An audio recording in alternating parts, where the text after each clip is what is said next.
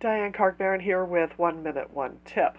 Permanent marker is very effective for measuring and marking on your wire, and one of the reasons we like it is because it doesn't rub off easily. But once your piece is finished, the marks don't need to be there anymore. Now, normally they will come off when you're tumble polishing, but in case they don't, you can use nail polish remover and a cotton swab. Now, any kind of nail polish remover will work. This stuff came from a dollar store. And the way that this works is that you dip this cotton swab into the liquid and very gently rub on the spot that you want to have removed.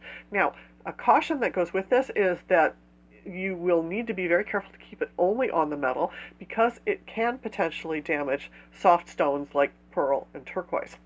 Now, if you found this tip helpful, then please like, share, and comment, and then come and visit me at thetaoofwire.com. Join as a member and learn how to link your head, your heart, and your hands to make beautiful wire jewelry. You'll find a link in the description to give you more information about that.